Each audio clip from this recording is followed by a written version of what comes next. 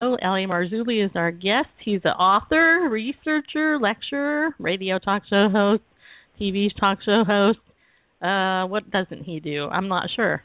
So we'll ask him right now. L.A., what don't you do? That was very nice. Thank you, Stacy. But, I'm just today is, what is the date? The 14th of October, and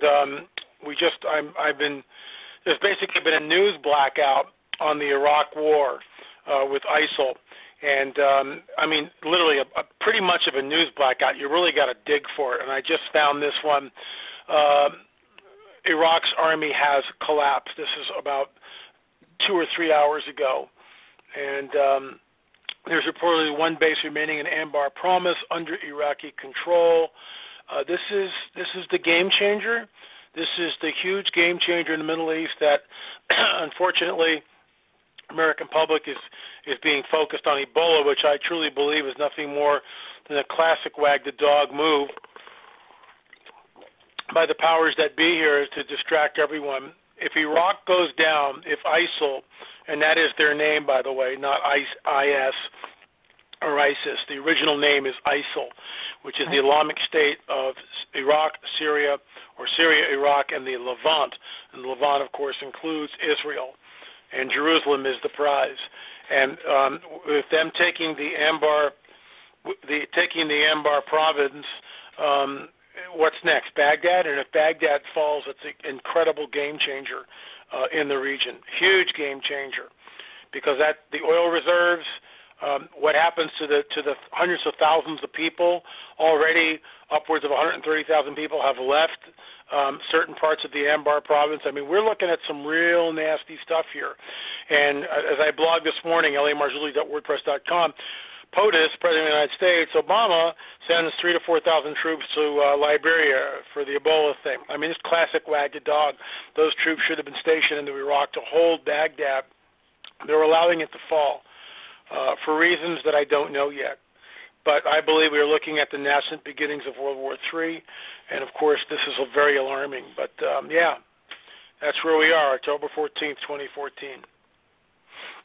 I wholeheartedly agree with you. Last week we had on Bill Salas, and we were talking about similar things. And and what people don't understand is that Christian persecution is alive and well, and I believe all of this is completely tied into that. Mm-hmm. And unless you're looking for it, that's the thing. Most people are looking over here. Look over here. Look over here. Look over here. Ebola, Ebola, Ebola. Right. Exactly. I agree with you on that. It's interesting because Randall and I we were talking about the whole issue of Ebola and how we believe it's just a. First of all, I believe we were watching Glenn Beck on his network, and he had on Franklin Graham and Dr. Kent Brantley, I think is his name, the doctor who treated the guy the missionary that got Ebola, and they were talking about how Glenn Beck asked him, how did it spread? And the guy was like, this is just weird. We don't know how, because this has been around for a while. This isn't something new. It's just all of a sudden, oh, look over here. So what are we doing over here? So, So I like your blog, by the way. Everybody go over there. Go over to lamarzulli.wordpress.com. You can go there. You know where it is. You all know who he is. The rising star in the prophecy movement. I remember when I met you, so many people, you were telling me, it's really hard for me to get on radio shows because of this stuff. And now look at you. You're all over the place. That's pretty cool. Well, things have changed the last 7 years. Definitely people are waking up. Churches are waking up. Pastors are waking up. I get emails from pastors, on a weekly basis, thanking me for the books and the DVDs that we present, the Watchers series in particular. And it's pretty amazing. Some churches are actually buying cases of the Cosmic Chess Match and using it in midweek Bible study, which, of course, for me is just like, oh, my gosh, validation that I would never have imagined several years ago. So it's very heady stuff, and it's just I'm a servant of the Lord, sinner saved by grace, nobody special, but I think the Lord has done a work in my life and raised me up in part for a time such as this, and that's what we're doing. We're trying to get the word out to wake up not only the body of Messiah, but people that are just looking at stuff going, I mean, what's going on here? Because the planet is getting really strange, and it's not getting better, in my opinion. It seems to be headed towards some sort of a climax or a climactic event, and I think we're getting closer. I agree. And as I just want everybody to know, right before the show, I was telling LA about a conversation I was having at my aqua aerobics class this morning. Keep this in mind, everybody. I'm in Tennessee, the Bible Belt that I say is broken. And I'm here with a woman who's probably at least probably 10 years older than me, so she's mid-50s probably. Mm-hmm. And we're walking, we're walking in the pool just chatting about stuff. She asked me who's on my show, so I told her L.A. Well, who's that? Okay, I'll tell you. You ever heard of Genesis 6? The Nephilim? Anyway, I spent like another half hour talking to her in the pool, just talking about the UFO, the alien deception, all this stuff, and and she didn't think I was nuts, which really blew me away. There you go. You know?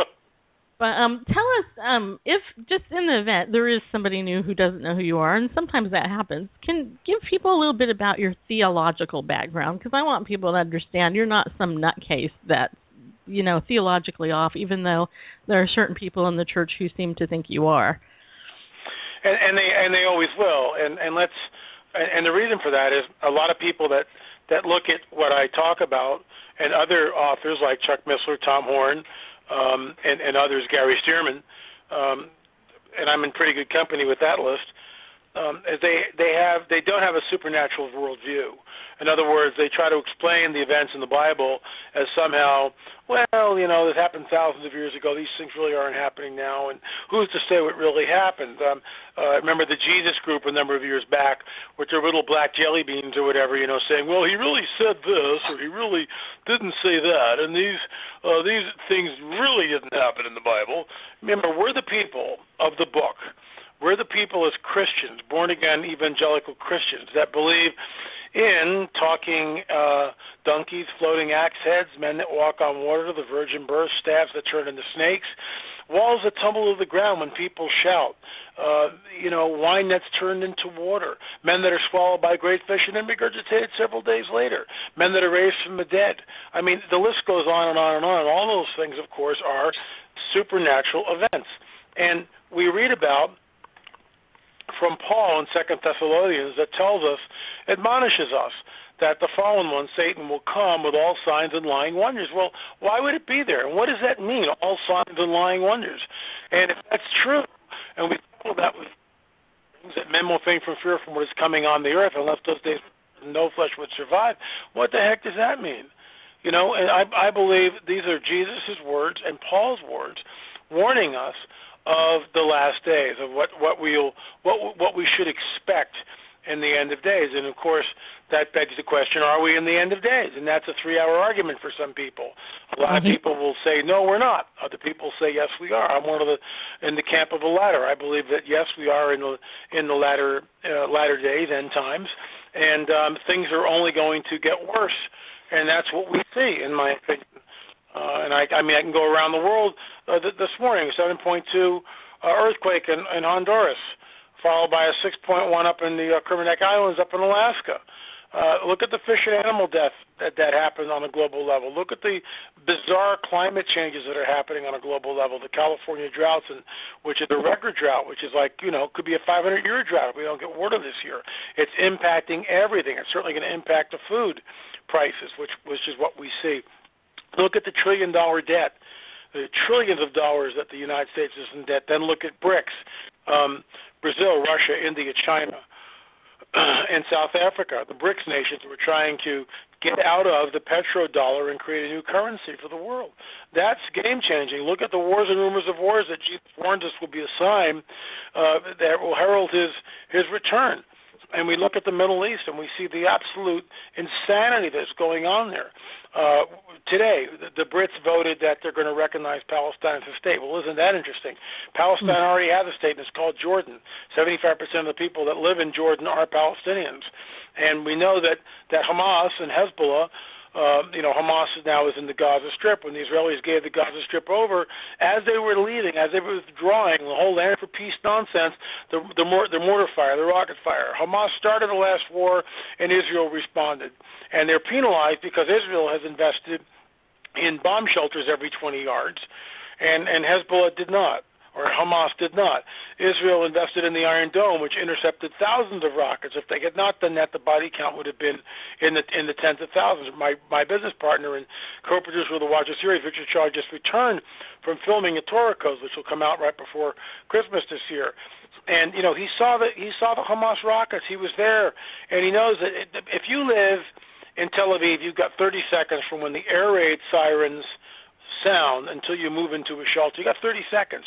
If you're on the freeway and everyone drives with the radios on and the windows down, the radio on to tell them, because the announcer will come on, a rocket's just been launched and it's headed toward Tel Aviv.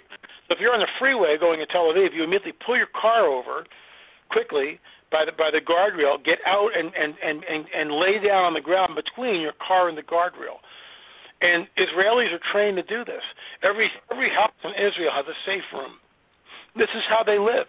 Of course, most of this is never reported in the Western media. Instead, all we hear about is, oh, look, the Israelis killed Hamas. Hamas rounds up its citizens, including its children and women, when they know the Israelis are about to target a house. That's what they'll do. They put their rocket launchers in hospitals or in schools. This has been vetted. I'm not making this stuff up. So for the Brits to come out and recognize a two-state solution is absurd, in my opinion. There already is a two-state solution.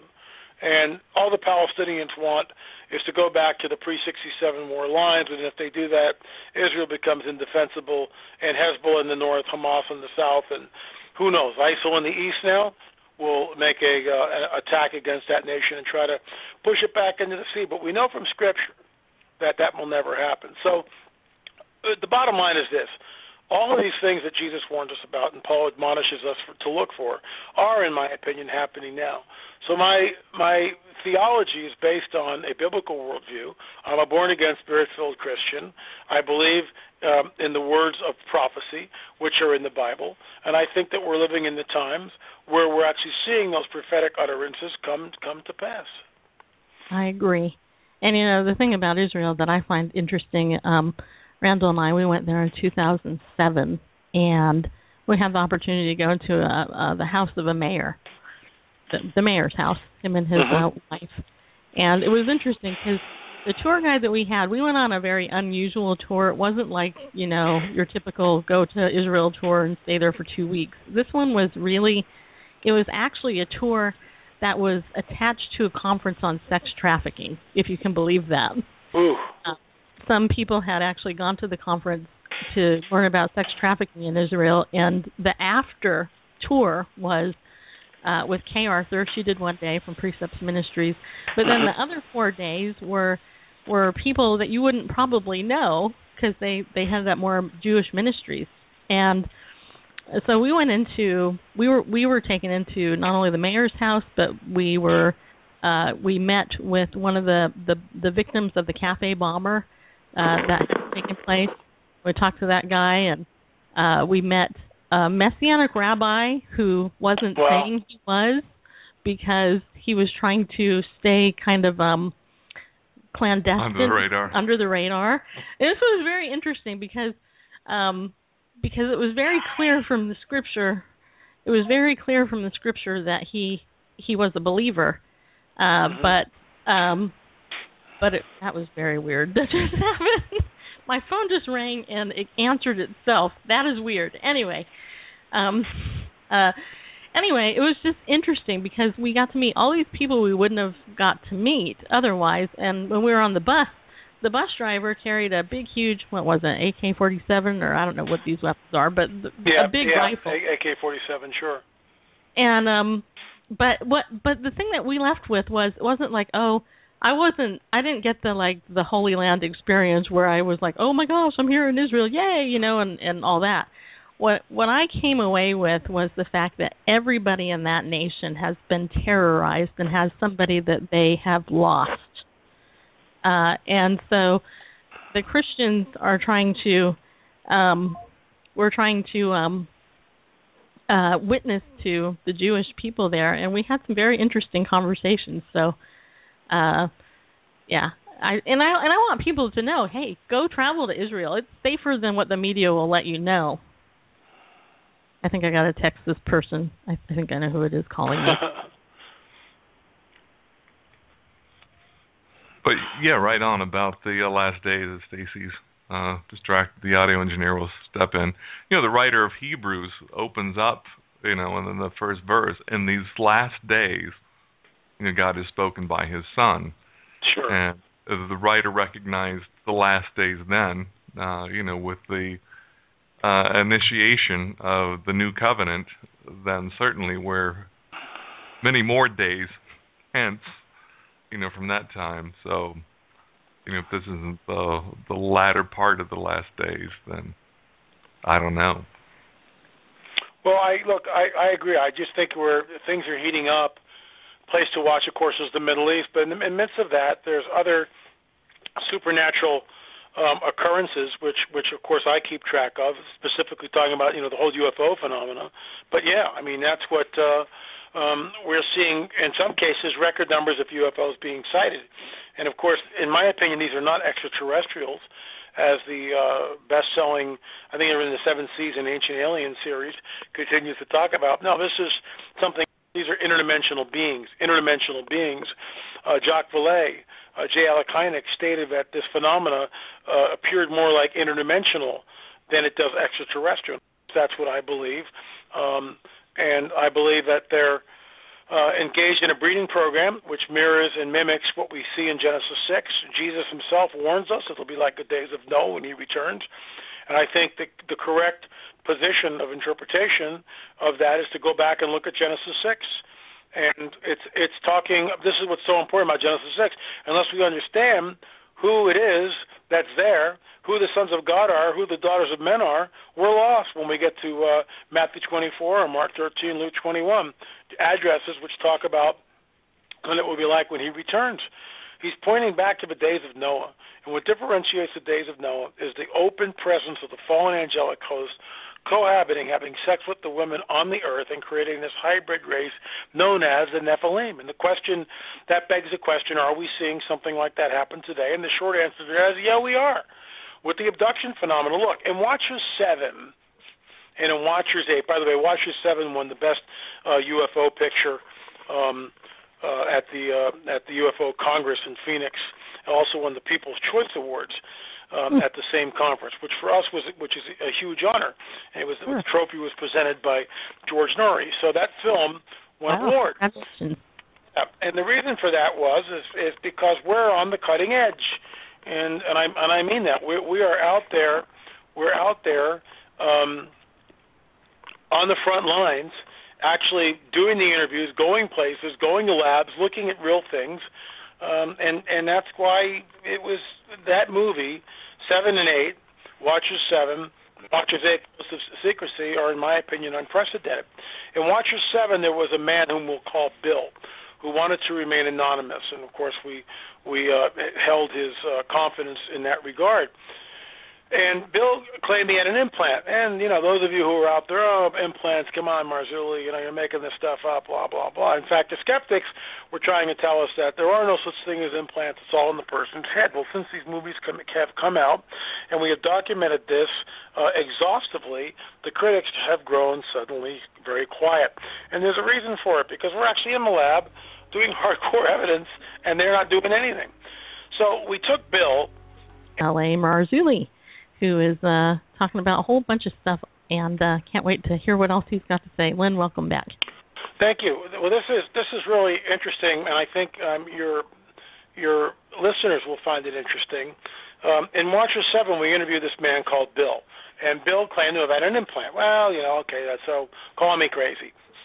So we had an X-ray, but Dr. Roger Lear had a protocol set up for anyone who said they had an implant. And the first thing, of course, was to get an X-ray in his office. So, because we don't know where the X-ray that Bill had was really his or not, right? He could have found it from somebody else. Who knows? So we took Bill in. We had an X-ray. Sure enough, we found a metallic object below the right knee. So that's good. Then we took a Gauss meter, which registers magnetic field, and this little implant below the knee was registering at about 8.0 to 8.5 on the Gauss meter, which measures magnetic field. Richard Shaw, the co-producer of the Watcher series, battery in the camera, registered about 10.0 milligauss on the Gauss meter. This little implant also was giving out a frequency of about 330 gigahertz, which is very strange in itself. A stud finder, typical stud finder you'd find at Home Depot, showed us that there, yes, indeed, was a metallic object right below Bill's knee. Well, we're not done yet with Dr. Roger Lear's protocol. We then took Bill and had a CAT scan done. Sure enough, lo and behold, there is an implant, a metallic object, I should say, slightly below the right knee. We then took him to the head surgeon, Dr. Matriciano, and Matriciano took him into his room, which would later become the operating theater, where there's an ultrasound machine. And he took the X-ray that we had, placed it over the right knee, found where the implant was on the X-ray, and put a black dot corresponding to that picture on Bill's leg. And then squirted some liquid, took the wand from the ultrasound, and within less than a minute, 2 minutes, he found the implant. Well, you got an implant there. You got something metallic there. And interestingly enough, there was no point of entry wound. In other words, there was no scar tissue. So we know we got something, and 2 weeks go by, and now we're back in the operating room. We've got Dr. Roger Lear, Dr. Matriciano, we've got nurses, hospital staff, we've got an HD monitor in a waiting room with about 15 people who are witnesses. We've got 3 camera crews. Stephen Colburn is there, who's the chief A&E scientist. I'm there. Richard Shaw's there. For us, it's a big production. And we do exactly the same thing that we did prior to, this visit. We take the X-ray, place it over Bill's knee, find where the implant is, put a little black mark corresponding to what's on the X-ray. Except this time, when Dr. Matriciano takes the one from the ultrasound machine, he spends an hour and 10, hour and 20 minutes going over a little 3-inch by 8-inch strip of flesh, and he cannot find the implant. It's like it's being cloaked. It's like it's not there. It's gone.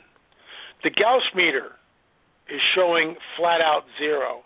The stud finder's going off everywhere on the guy's body. We're perplexed. At this point, and as a born-again, spirit-filled Christian, I get the little tap on the shoulder from the Spirit of a living God. Basically says, L.A., you need to pray, and you need to start praying right now. So I said, okay, guys, this is going to sound really weird. Remember, I'm in a room about 10, 15 people, whatever, and, a room packed with people, and the only other Christian there that I'm aware of is Richard. And I go, this might sound a little weird, but I'm going to pray, and I'm going to do it now. So without waiting for permission, I launched into a prayer. I went something like this. Father, if there are forces which are cloaking this device, I pray that you would break their power and do it soon. That's what I prayed. Within a minute, 2 minutes, all of a sudden the object appeared on the ultrasound machine, and it came in as if out of nowhere. And Dr. Matriciano was absolutely freaked. He kept on testing his equipment. He would take the wand off and put it back on and off, constantly to try to figure out what was wrong with his machine. Nothing wrong with his machine. And 2 days later, I'm in the lab, SEAL lab. We're looking at the implant, which we had extracted in Dr. Matriciano's office. By the way, we were able to go in at that point, extract the implant, take it out. 2 days later, we're at SEAL lab looking at the implant under a scanning electron microscope with an EDX feature, which shows us what it's made out of. And I took Dr. Lear outside. I said, I hope you understand what happened in that operating theater. And Dr. Roger Lear's eyes opened real wide. And he said, L.A., I now believe that there's a supernatural component to the UFO phenomena, and I'm going to tell Whitley Strieber about it. And that was the last time I ever saw Roger. And what that did, Stacy, it was high strangeness in the room. It first of all showed us that we were being watched, we were being monitored, and that the implant was being cloaked. They knew exactly what we were up to, and they were cloaking the device so we wouldn't take it out. And that's chilling. One prayer changed the atmosphere in the room, and allowed us to take the implant out. By the way, once the implant was taken out, it stopped giving any type of signals at all. So it's almost like it was not like a GPS thing, but almost like an antenna, too, for that guy that had it. Yes, absolutely. It's one of its many functions. Isn't that? I mean, and you know what? I mean, it sounds insane, and yet at the same time, if you look at technology today and what the world's trying to do by putting chips in us and doing other stuff, it makes complete sense, especially if you believe the supernatural is more advanced than we are. Well, and that's what people don't get. People want to poo-poo this stuff. But the backstory to Bill, and he told us, and we have it on film in Watcher 7, Bill was abducted when he was 5 years old. Yeah, and he fought them off the first time. The second time, he found himself going straight up through the ceiling. And that's when they were there, and they put him on the table, and, the rest is history. That's when he got the implant. Now it's 40 years later, and he got the thing removed.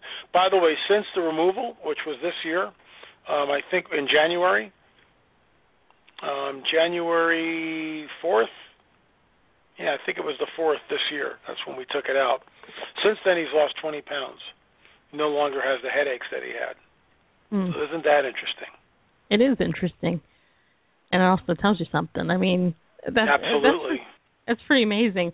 I remember, I can't remember if I heard you say this on another story, on another show, but it's that type of thing. It's interesting because even talking to Christians, you're trying to get them to understand, as you like to call the Bible, the guidebook to the supernatural. Sure. It's like, all this stuff, it really happened, but do you believe it? Well, not only that, but I'm calling on a power that's far greater than I am, because I got no power over this thing. As a believer, I do. And when I call upon the name of Jesus, when I call upon, Father God to come and help out, he showed up.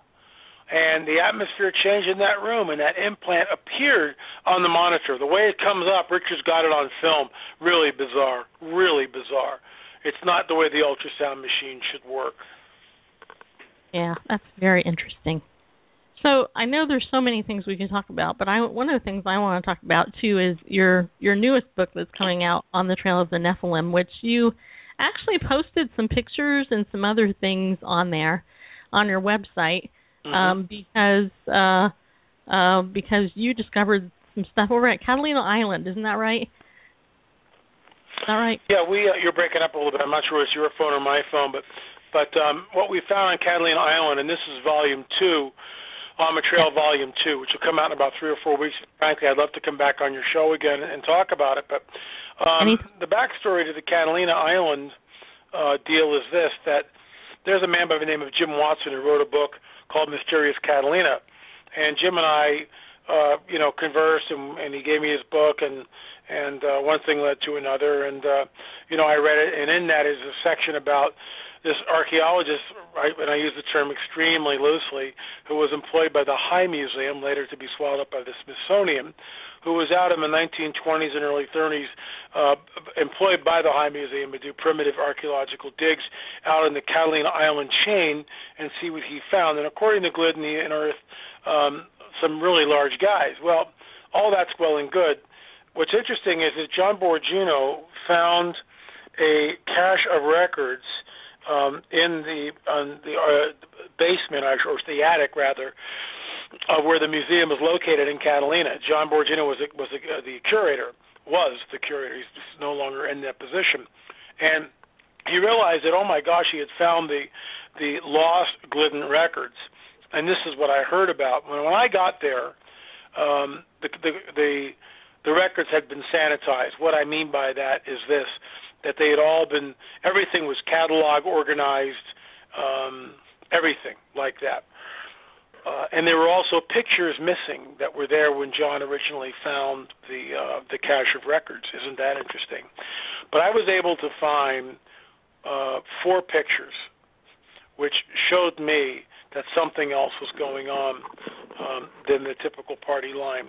One picture was a smoking gun, because it showed Ralph Glidden standing next to an open grave, and in that, in situ, is a very large skeleton. I had 4 people weigh in on it. All of them conducting a triple blind study, because 3 of them, the 4th man just wrote in. The other 3 were able to take the photograph and put it into their computer program, and manipulating the image based on the height of Ralph Gooden at 5'8", we were able to extrapolate in a triple blind study that skeleton that's there is well over 8.5 feet. And that just shouldn't be there. It's actually closer to 9 feet. But I've gone with the 8.6, 8.5 foot measurement because it's more of a conservative estimate. What's interesting also, we found a 6-fingered skeleton, which proved to be just under 9 feet. We also found another picture. I also found another picture showing a two very elongated skulls. Again, both of these skeletons are in situ. Now, a 6-fingered giant is not supposed to be there. And I'm very much aware of polydactylism and how that works. But the reason why I was interested in the 6 fingers, because this goes back to the oral tradition of 6-fingered giants inhabiting the Americas. And now we've got our first real proof of a 6-fingered skeleton. It's the first one that I'm aware of. There's no other photographic evidence that I've been able to see in the historical record that shows it. So, I've got some firsts here, and all this will come out in Catalina. One of the other interesting, or On the Trail of the Nephilim Volume 2, which will be out in about 3 or 4 weeks. And frankly, I would love to come back on your show and talk about that further. But that sort of whets the appetite of what we saw on Catalina Island. Is it conclusive proof? No. But what it does do is it points that something else is going on here. What happened to the photographs that were in the journals and are no longer there? Why is it that mainstream archaeologists doesn't know what happened to those bones? They were dug up. Were they buried at sea? Were they lost? Were they given to the High Museum and later gobbled up by this? There's no record. They've got a lot of the Native American skulls, and I've been into the skull room back at UCLA. I've seen that. It's all Native American, and they should be repatriated. I get that. But that's not what we're talking about. We're talking about a race that seemed to be here before Native Americans, that in fact perhaps predated them. And Native American culture and oral tradition talks about this very thing, talks about a race of giants. And to actually find photographic proof of that is unprecedented. Yeah, wow, that's amazing. We just had somebody come into the chat room and say, just what the world needs, another book on Nephilim. This is getting cult-like, in my opinion, and then they left, just so you know. It's like, but you know what, I mean, that had to be just... Sounds like a troll. It just had to be heart-stopping to be able to see the skeleton picture with 6 fingers. I mean, because you could probably manufacture something like that, but to actually see it documented in a journal. Well, isn't it interesting enough that a forensic anthropologist who I sat down insisted that the photographs were staged? And I asked him, I said, how could he possibly stage a 6-fingered giant, and why would he do it to begin with? Because he didn't even know about it. He had no Nephilim dog in the hunt. He knew nothing about 6 fingers, and he's working for the High Museum on top of all this. Why would he be creating bogus photographs? Later on in life, fine, he invented some stuff. I get it. His museum was a horror show. I understand that. And I want to address your ignorant person who came into the chat room and said just what the world needs is another book. First of all, there aren't many books on the Nephilim, sir, or sir or madam. And second of all, in my opinion, the Nephilim are pivotal in our understanding of the last days and the end times. The Nephilim, sir, are the key to end time scripture. And you show your own ignorance by living in the chat room and not understanding of what you speak, unless, of course, you are nothing more than a troll here to spread disinformation. And there's a lot of those out there, too. Yeah, it's actually a woman, and I think she's come to the show before and is really an advocate against Islam. So, but I don't know her position on this, but apparently she didn't like it. But that's okay. L.A. Marzulli and L.A. Man, there's so much. I should have booked you for 5 hours, but I don't have that time. So, so what do you want to cover in the last 15 minutes of the show? Well, what we found in Peru I like to talk about the unwrapping of the baby skull, which is profound. There's a lot of flack. It's funny how these naysayers are just always around and always shooting from the hip and never really going out in the field and doing their own research or collecting their own evidence, but making sure that whatever we're doing, that they're shooting down. And then, of course, you get the other side of the aisle, like George Tsoukalos, who took Watcher 6 and basically our film and turned it into an Ancient Aliens episode because he went down and did the same thing we did. It's unbelievable. So, imitation is the greatest form of flattery. And I watched the show, and there he's talking to Senior Juan down in the Paracas History Museum. That was our stuff. And thanks to Brian Forrester and Senior Juan, we had access to the museum, and we were able to unwrap what we have come to term and call as the baby skull. The baby skull is an elongated mummy skull that was found in the Chongos necropolis. Chongos is about a 20-minute drive from Paracas, which is located south of Lima, right on the coast of Peru. It's one of the prettiest places I've ever been to, Paracas, and it's becoming a resort. There's some, the Hilton's in there, and there's some five-star hotels in there, and it's just a beautiful place. The trade winds blow, and it's just fantastic. But the Chongos necropolis is thousands of years old, and in that necropolis are the remains of a race of people which had elongated skulls. And even back then, when some of the early archaeologists went to Peru, and this, of course, is before archaeology became a science like it is today, but the forerunners of modern-day archaeologists were down there looking at some of these elongated skulls. And what I mean by that is they're like cone heads. They're elongated. They're misshapen. And, of course, even back then there was this debate going on. Well, it's cradle headboarding. These are artificially done. But that begs the question, why does a culture get up on a Monday morning and turn to their children and go, we're going to make a cone head out of you, son? Why would they do that? And this group of people were down there in 1842, so it's quite a bit, 160 years ago, basically. And they're down there, and they find a female mummy. They found a mummy with a pregnant female woman in it, okay, thousands of years old. And they unwrap the mummy, and they go in, and they discover that the fetus, which is mummified and in her womb still, is a 7-month-old fetus with an elongated skull. Wow. All that is in Betrayal of the Nephilim, Volume 2. And we were able to unwrap the skull from Chongos. And what we found was absolutely mind-boggling.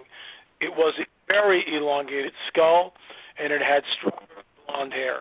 And we all know that Americans do not have strawberry blonde hair. So it begs the question, where did it come from? Wow. So you said strawberry. You said strawberry blonde hair. All right, you're cutting out. So I think it's the Blog Talk interface. Yeah, strawberry blonde hair. Wow. Yeah, that's weird too, because I wouldn't have thought that at all. I would have thought dark hair, just from what you said. Well, that most people would assume, and archaeologists would assume, that everyone came over during the last ice age, or the Bering Strait was open.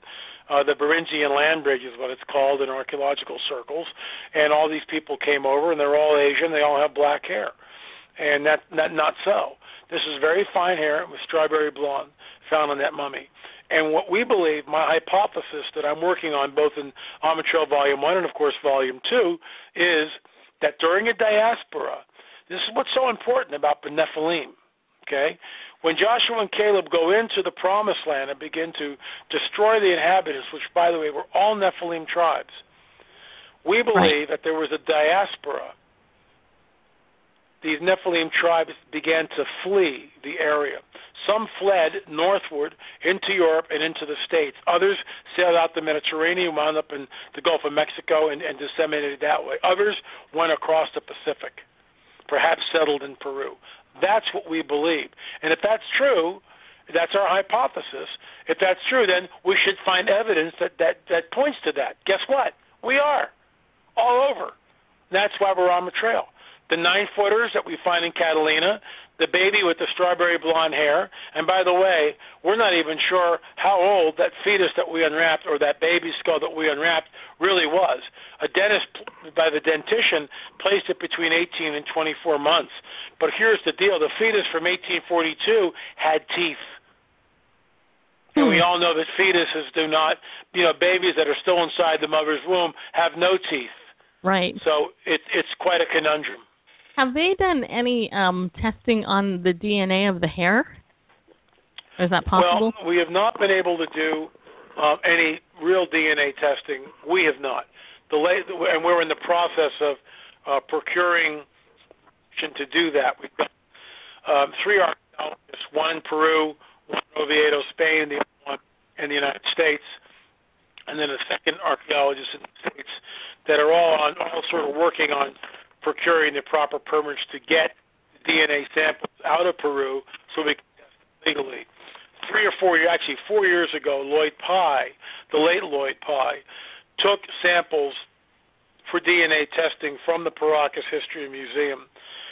We have gotten the preliminary results back from that, and Brian Forrester published it. And now it's not in a peer review, it's just an email from a geneticist whom I have been in constant communication with, and I have spoken to the man, and that's the geneticist who we will use when we get the samples out of Peru.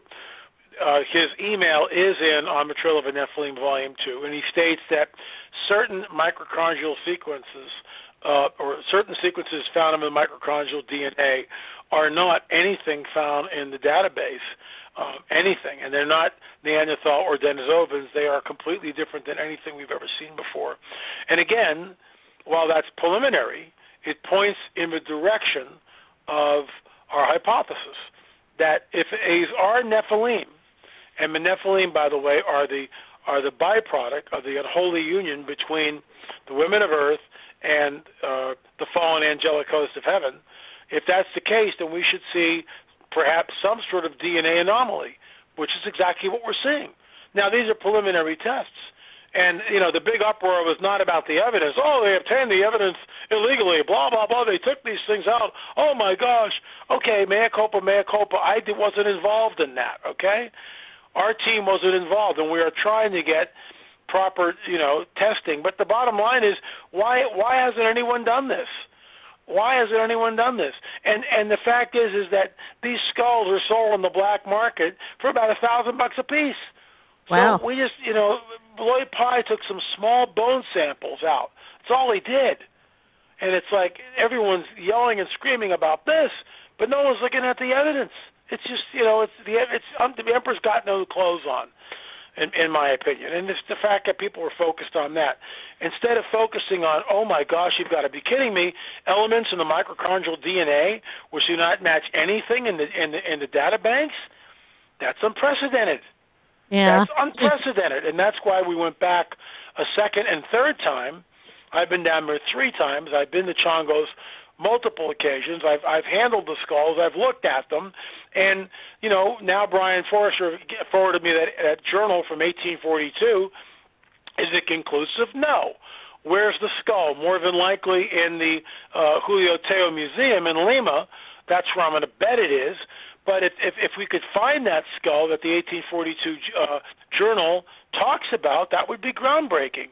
Because that 1842 journal says that, look, this skull is not cradle headboarded. And that's the whole point. That's the whole point, that some of these skulls are genetic. And if it's genetic, what are we looking at here? Well, as Dr. Stan Monteith used to say, reality is usually scoffed at and illusion is usually a king. And the more, it's sad that he went home to be with Lord. Obviously, it's good for him. Sad for us. But what he had to say, the way he pounded that phrase into my head, it's really true. And I also think, L.A., I think that the fact that you're uncovering this, and the Lord seems to be connecting people all over the world who are kind of waking up to it. It's like, okay, there's some people who are awake in the world, and God's somehow connecting them all. I have to tell you this interesting story because you'll find this interesting. Well, maybe not, but I think it's interesting. I'm sure I will. But where I live in the city of Spring Hill in Tennessee, my husband and I found this place kind of, I don't know, just quote, happenstance, unquote. When we got here, one of the first things we thought was, and it was weird that we both had this thought independently, was that this place is a city of refuge, right? Because it's a very hidden place. It's not, people don't think Spring Hill, Tennessee. They just don't. Well, one of our neighbors moved out recently, and another neighbor moved in a couple of weeks ago, and we went to greet him. He's a Vietnam vet, and he's in his mid-60s. And in our first conversation with this guy, we find out through, clever questioning, whether he's a believer. Are you a Christian? Just ask that in Tennessee. Everybody is. Yeah, yes, I am. Are you a biblical Christian?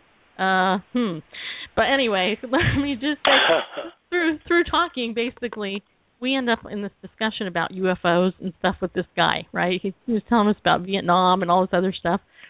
And he goes, what's really weird is that we're here in this city, and we just think it's like a city of refuge.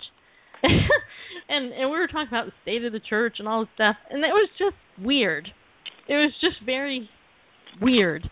But that type of thing is happening, and I think that it's just another evidence of the fact that we are in the end of days. I mean, you look at, the Islamic terrorism, the beheadings here in Oklahoma, Sharia law being implemented, our economy being, demolished, and the value demolished. You got to be blind not to see something going on. And this part here, what I just want to encourage you and everybody listening is, look, you know what? The New Age movement believes in all this stuff. They do. And people who are unbelievers believe in UFOs and all this other stuff. So why doesn't the church wake up and look at the book? It's in there if you look at it. It's actually there if you actually look at it. And it's like, okay, yeah, I believe in God, but I don't believe he can do anything. Really? I just don't get that, Interesting. And here in Tennessee too, Halloween's coming up soon. I lived in California most of my life. I would drive around California and never see Halloween decorations, right? I mean, here in Tennessee where we live, people deck their houses and their lawns out with all of this stuff. Weird, isn't it? Isn't it weird?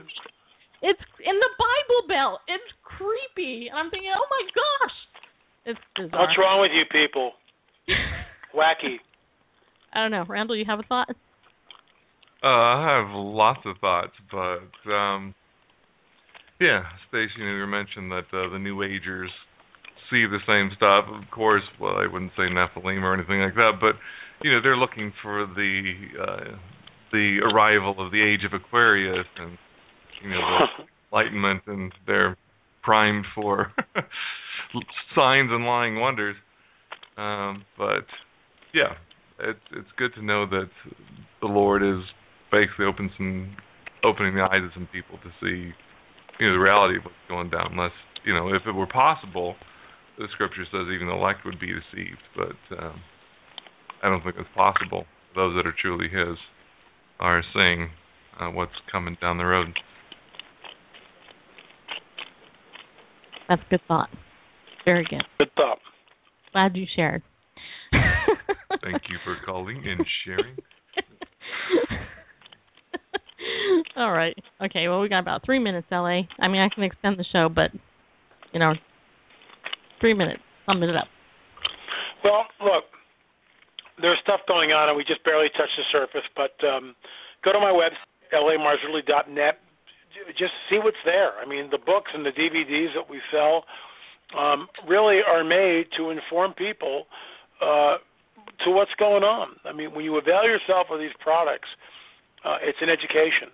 And what's great about the Watchers series is you can put the Watchers on and have a Watchers party. People are doing this all over the country, and I'm not exaggerating. They'll invite all their friends and neighbors over and then it gets people talking about what's really going on. Richard and I travel all around talking to some of the world's experts on a variety of subjects. Then, of course, we have the books, On the Trail of the Nephilim and On the Trail of the Nephilim Volume 2. and you'll see the pictures there for yourself. And these are oversized books, Stacey. They're 8.5 by 11. They're full color pictures all through the books. So it's not like a little group of pictures halfway through which you got to. They're constantly on almost every page, different pictures of what we're seeing, what we're discovering. So as you're reading it, you're looking at the picture. It's as close to being there as possible without actually being there, and that's why we did it. So that's a little bit about what we do, and On the Trail is coming. On the Trail Volume 2 is coming out in November, so be on the lookout for that, and I'd love to come back and talk about it. Okay, and you're also going to be at the Chuck Missler's conference coming up. Yes, great honor. Great honor for me. Absolutely. That's amazing. And when is that? Tell everybody when that is. That is, let me get here. Hold on. I believe it's in 2 weeks, the 24th of the month, if I'm not mistaken. Yes, that's what your website. It's up on my blog, and that's October 24th and 25th, Strategic Trends with Chuck Missler, khouse.org, www.khouse.org/conference, and you can check it out. I will be there. Tom Horn, Chuck Missler, obviously, and Joseph Farah and others. Bill Salas, I know, will be there, so we're all looking forward to it, and it's quite an honor for me to be included in that roster. That is amazing, and very cool. God's favor is on you. And may God continue to bless you, my friend. Thank you, Stacey and Randall. Take care, and hope to see you guys soon.